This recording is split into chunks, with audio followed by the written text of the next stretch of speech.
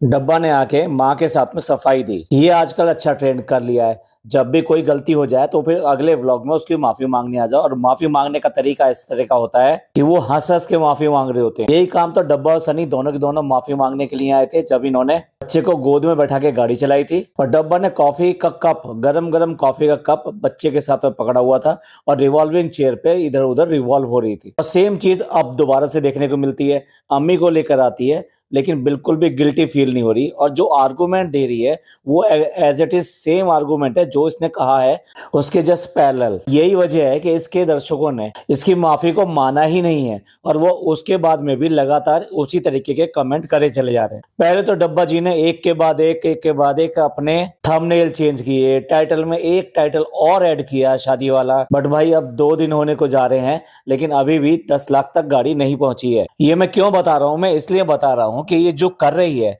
उससे लोग नाराज हैं। ऐसा नहीं है कि सारे के सारे लोग जो है अचानक ही किसी व्लॉग के नीचे हेटर इकट्ठे हो जाते हैं।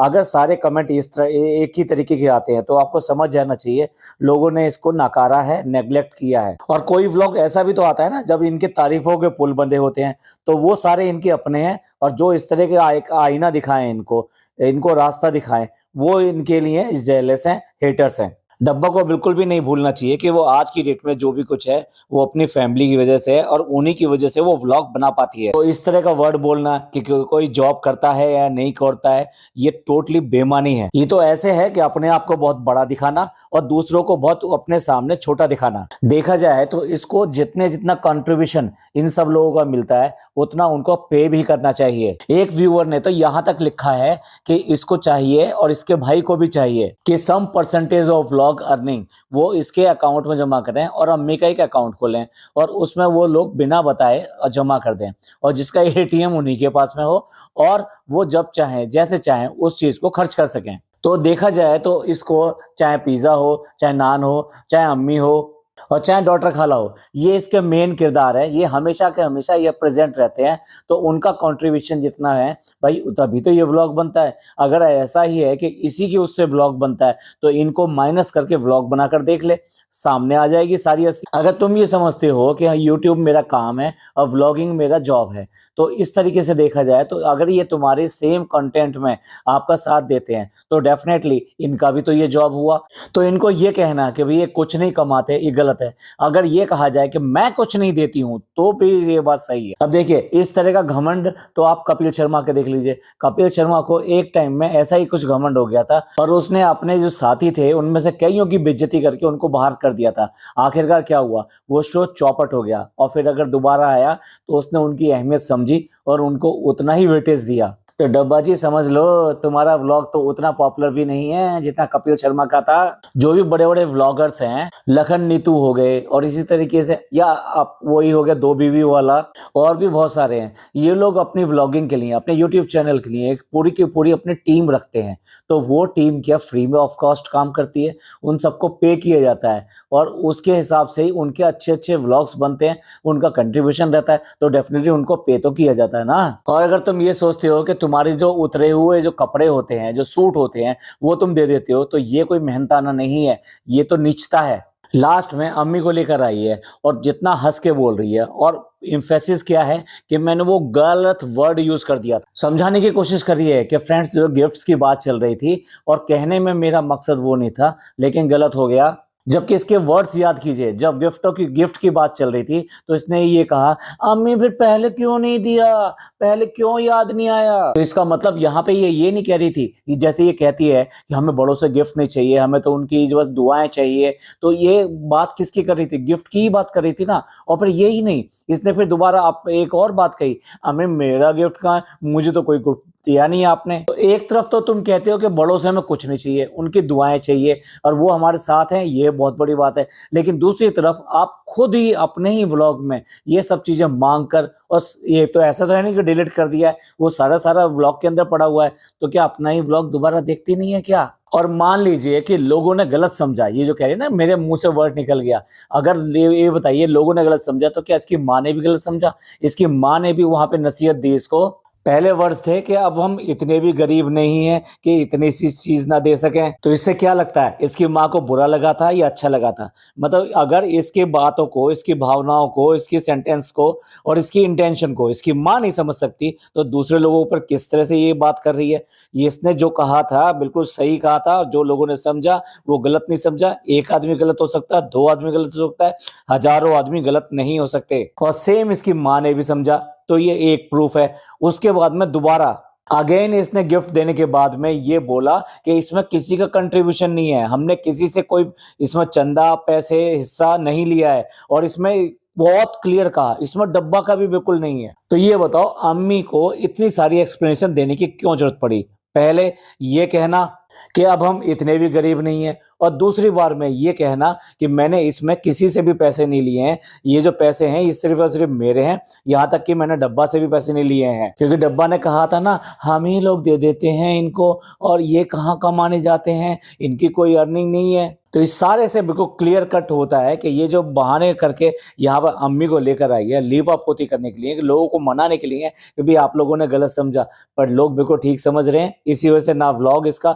1 मिलियन हुआ है, और ना ही इसके कमेंट्स रुक रहे हैं। कमेंट्स अभी भी वैसे ही आ रहे हैं, और जो चीजें सब लोग जानते हैं उसकी बड़ी बड़ी एक्सप्लेनेशन देना, कि माँ बाप जो होते हैं उनका जब कमाई नहीं होती है तो वो सब जो है बच्चे ही कमाते हैं और बच्चे ही उनको देते हैं। ये हर घर में होता है, पर कोई अपने माँ बाप की दोनों भाई बहन की तरह इस तरह से बेइज्जती नहीं करता है। देखिए, ये कहना कि जो भी कुछ है वो सब इन्हीं का है, यानी मम्मी पापा का ही है, तो भाई तुम्हें तो शर्म आनी चाहिए इस बात को। जिनके माँ बापों के इतने ज्यादा अर्निंग करने वाले, एक नहीं, दो नहीं, तीन तीन बच्चे हों, और उनके माँ बापों के लिए उनके बच्चे सबके सामने इस तरह की बात कहें, वो तो शर्म में डूब मरने वाली बात है। इसके बारे में अगर कोई भी कुछ कहे तो वो गलत समझता है और इनके अगेंस्ट बात करता है। फॉर एग्जाम्पल, इसने अपने मोटापे के लिए बात करी। अब अगर इसको मोटापे के लिए लोग बाग कॉल आउट कर रहे हैं, तो इसके फायदे के लिए कर रहे हैं या इसके नुकसान के लिए कर रहे हैं? उसमें भी ये है कि जो लोग इसको ठीक नहीं समझते, और जो लोगों को ये है कि नेगेटिव बातें करनी है, वो आके ऐसा करते हैं। और इसने पूरा का पूरा फीडिंग को एक ऐसा कवर बना दिया है कि हर चीज इसकी फीडिंग पे आके खत्म होती है। कहीं आना हो, जाना हो, कुछ काम करना हो, तो बच्चे को फीडिंग करानी है, बच्चा इतने दिन रह नहीं पाएगा, मैं फंक्शन अटेंड नहीं कर पाऊंगी, मैं शादी में जा तो रही हूँ लेकिन देखना पड़ेगा कि बच्चे के साथ में मैं कितना उसमें पार्ट प्ले कर पाऊंगी, या मुझे ज्यादा जरूरी तरीके से जाना पड़ेगा।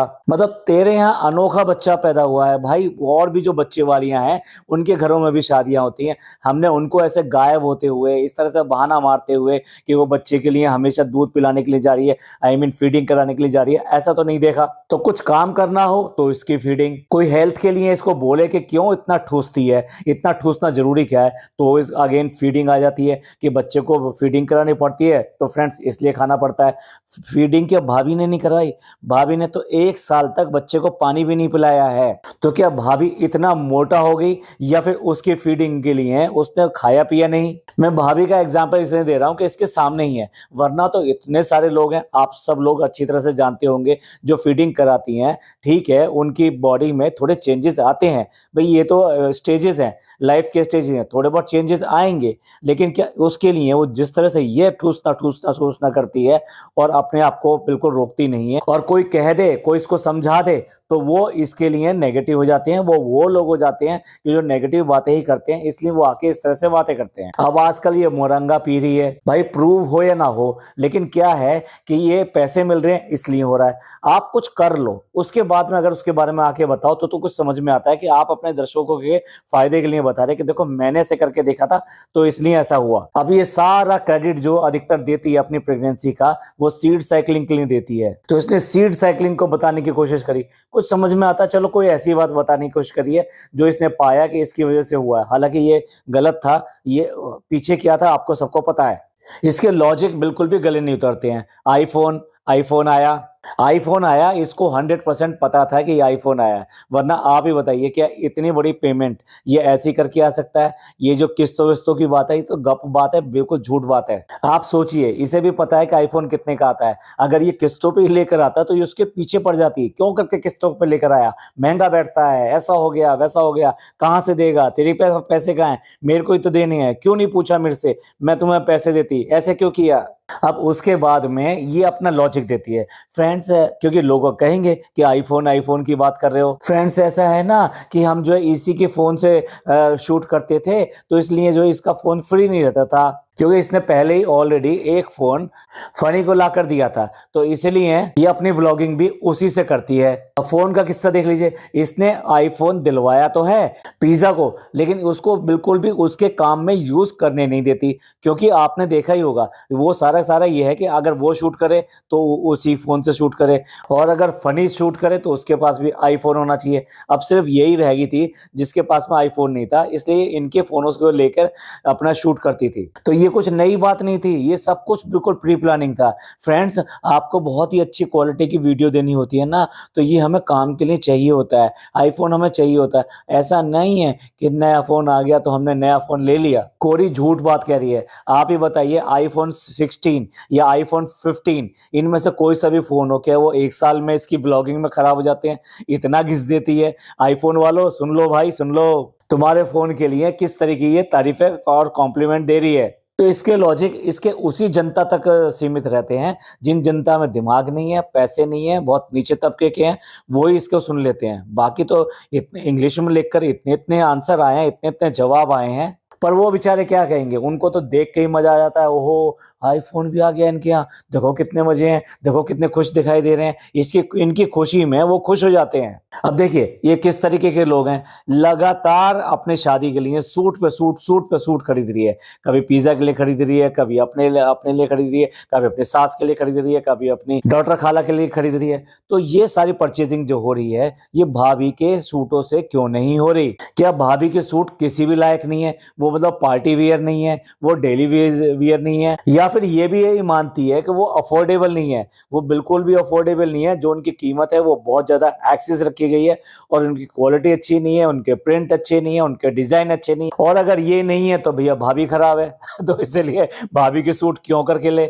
आप समझ सकते हैं एक ही घर में ये कितना परिवर्तन है। मैं ये नहीं कह रहा कि 100% सूट जो है ये भाभी से ही ले और उनको यूज करे और अपने घर में दे, बट एटलीस्ट 50% ना सही 40-30% तो उसके यूटिलाइज करे, उसके सूटों को ले।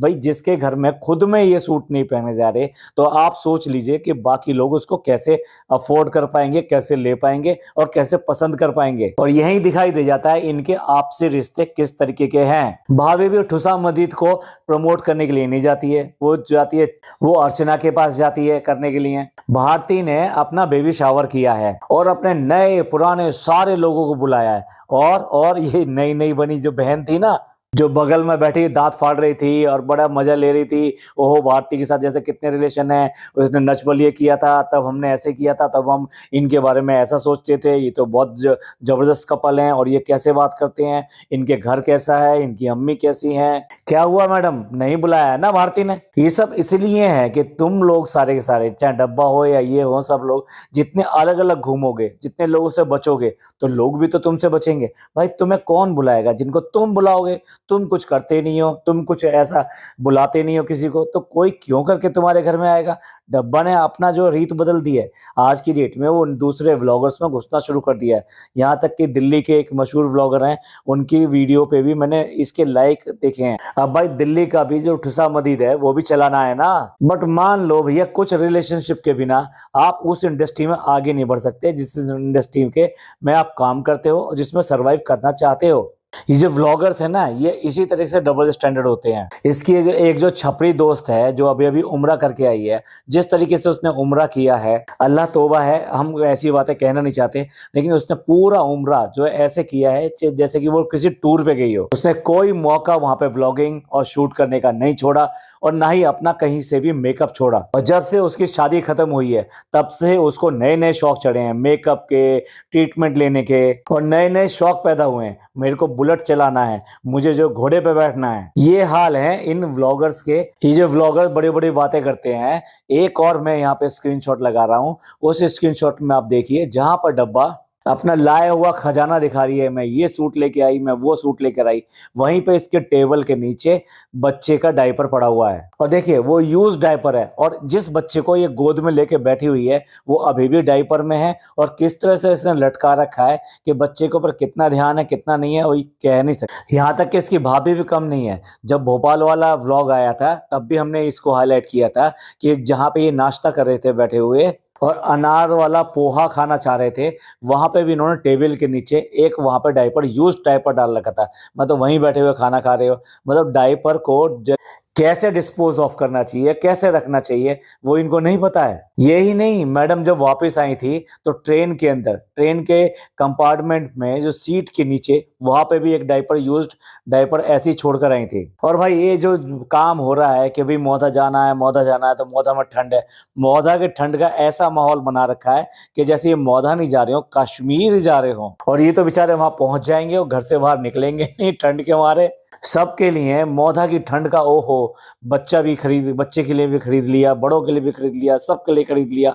और बार बार बार बार वो ठंड ठंड ठंड, इतना ठंड दिखा रहे हैं जैसे मौधा में कितनी ठंड पड़ती हो। अब एक तरफ तो माँ के लिए माफी मांगने के लिए आई है, उसके बाद में भी माँ ने जो 4 बोतलें यानी वाटर की, मिनरल वाटर की बोतल अपने कपड़ों में छुपाने की कोशिश करी और वहां से ले जाने की कोशिश करी कि नहीं 4 आदमी आए हैं तो 4 बोतल तो लेनी है। फनी क्या कहता है, 5 आदमी, 5 आदमी समझ रहे हैं ना, उसका बेटा भी तो गया था, उसका गुग्गा भी तो गया था। तो इसने कितना ज्यादा हाईलाइट किया इस बात को, एक बार हाईलाइट कर दिया, घर पे भी जाके बता रही है, सबको बता रही है कि इस तरह से अम्मी इस तरह की हरकतें कर रही थी कि वहां से इस तरह से बोतलें चुरा चुरा के ला रही थी। अब आप देखिए ये सब चीजें इसके लिए कंटेंट है। देखिए बहुत सारे लोग होते हैं जो मतलब एजेड हो जाते हैं और उसमें वो कुछ चीजें ऐसी करती हैं जो हमें ऐसे लगता है कि भाई इन लोगों को इस एज में या ऐसे समझदार लोगों को इस तरह से नहीं करनी चाहिए। तो हम क्या करते हैं, उसको इग्नोर करते हैं। क्या करते हैं, इग्नोर। और ये क्या करती है, हाईलाइट, कि अम्मी ने कब क्या चुरा के खाया और कब मीठा खा लिया। अपना नहीं बताएगी कि मैंने कब कितना कितना ठूसा जिसकी वजह से मैं आज बोरा हो गई। इनफैक्ट इसे अपना अपना और अपना इतना ज्यादा है कि देखो अब अगर अपने लिए लगी है कि हेल्थ को मुझे ठीक करना है, अब मुझे थोड़ा सा अपने वेट को लूज करना है, तो उसके लिए वॉक पे जाना शुरू किया। लेकिन जब अब वॉक पे गई है तो उस लड़की को लेके गई है, अपनी बहन को लेके गई है, जबकि उसको भी वॉक की उतनी ही जरूरत है जितना इसको जरूरत है। लेकिन अगर ये करेगी तो वो वॉक करेगी, अगर ये नहीं करेगी तो वो भी वॉक नहीं करेगी। कभी उसको इस बात के लिए प्रोवोक नहीं किया, नहीं पिज़्ज़ा तुमको जाना चाहिए, तुम्हारी ठीक नहीं है, तुमको डॉक्टर ने एडवाइस किया है, नहीं नहीं नहीं तुम जाओगी, तुम घूम कर आओगी, तभी मैं तुमसे बात करूंगी। ये अगर ऐसे होती तो अपने माँ का ही स्वास्थ्य क्यों नहीं सुधार लेती, बार बार इसको क्यों कहना पड़ता। लेकिन हाँ, अगर ये कर रही हो तो पूरे घर को वो करना चाहिए। अगर इसकी प्रेगनेंसी है तो इसकी क्रेविंग के लिए पूरा घर लग जाना चाहिए। अगर इसकी हेल्थ खराब है, इसको घूमने जाना है, तो सारे लोगों ने मिलकर ऐसा करना है कि जिससे ये बाहर जा सके और ये घूम के आ सके। मतलब ऐसा मत सोचिए कि घर वाले सब इसको ये सब करने में लग जाए, ना ना ना। ये जब इजाजत दे, ये कि हाँ अब मैं जा रही हूं तो तुम अब ये सब चीजें संभालो और ये ऐसा करो, तो सेल्फिशनेस की तो मतलब अंबार है, कोई कहने वाली बात ही नहीं है। और भाभी को शेड कर रही थी क्या, जब सूट लेने गई तो वहीं पे से उसने लेस वगैरह खरीदे कि जिस तरह से भाभी लेस करके बना लेती है, ऐसा ही मैं भी जो है लेस करके अपने डिजाइन से बेहतर सूट बनाऊंगी। भाभी को तो शेड करने के लिए, इससे वो पैसे वाली बात इसलिए भी तो और कही थी कि मेरी माँ कहीं कमाने जाती नहीं है और इनको पैसे हम देते हैं, यानी मैं देती हूँ। वो हमसे मेरा मतलब इसका ये अपने लिए ज्यादा था कि मैं देती हूँ, मतलब भाई भाभी इसको इतने ज्यादा पैसे नहीं देते कि जो लिबर्टी के साथ में जब जब मौका मिले तब तब अम्मी इंडिपेंडेंट तरीके से उसको यूज कर सके। और टेक्नोलॉजी क्या है, क्या चल रही है, इसका अता पता भी इसे दूर दूर तक नहीं है। इसने देखा कि किस तरह से आज की डेट में मॉडर्नाइज बिलिंग सिस्टम आ गया है कि आप जो कमोडिटीज हैं वो रखिए, वो अपने आप ही उसको काउंट करेगा, उसके जो रेट्स लगाएगा और बिलिंग कर देगा, इमीडिएटली सारी चीजें हो जाएंगी। तो उसको दिखा रही है कि देखो आजकल कैसा हो गया है, आजकल ऐसा जमाना हो गया, हमने तो सोचा यहाँ पे हम बास्केट रखेंगे और उसके बाद में इसकी बिलिंग होगी। नहीं नहीं डब्बा, तुम जो है अभी यहीं पड़ी रहो और पैसे ही पीछे रहो, तुम अभी भी चीजें बिगाड़ बिगाड़ के दिखाते रहो, जबकि आज की डेट में जमाना कहाँ कहाँ से कहाँ पहुंच गया है। जाओ और जाके किचन में एक और डिश बिगाड़ लो, वो तुम्हारे लिए मॉडर्नाइज है। भाई दुनिया कहीं से कहीं पहुंच गई। वही है ना कि पैसा आ जाए तो उससे अकल नहीं आती है। व्लॉग में एक दो जगह तो दिखाई देती है कि तुम मेरे गुलाम हो और इससे ज्यादा कुछ भी नहीं हो। अरे हम जो बाजार से शॉपिंग करके आए हैं, हमने तुम्हें यहाँ रिलैक्स छोड़ दिया और फिर भी तुम जो मोबाइल पे लगे हुए हैं, ये नहीं अपनी बीवी के हालचाल पूछो और देखो जरा। ये कुछ नहीं था, ये इंडिकेशन था कि मेरी मर्जी के बिना अब मैं आ गई हूँ तो तुम मेरे पे ध्यान नहीं दे रहे हो, तुम अभी भी मोबाइल पे लगे पड़े हो। और अम्मी को भी तारीफ करने का मौका मिल गया कि फनी के बिना जो बच्चा रहता नहीं है। हमने 2 बार आजमाया है लेकिन दोनों बार ऐसा हुआ है। चलिए फ्रेंड्स, आप बताइएगा आपको इसकी माफी कैसी लगी। इन एक्चुअल में इसने माफी मांगी है या फिर एक बार और ड्रामा किया है। अम्मी की वाकई में इज्जत करती है या उनके अंदर जितनी कमियां हैं उनको हाईलाइट करने का कोई भी मौका नहीं छोड़ती। आप क्या सोचते हैं इन सब के बारे में? प्लीज कमेंट करके जरूर बताइएगा। ये पॉडकास्ट आपको अच्छा लगा हो तो प्लीज लाइक कीजिए, सब्सक्राइब कीजिए, शेयर कीजिए। थैंक यू, धन्यवाद, शुक्रिया।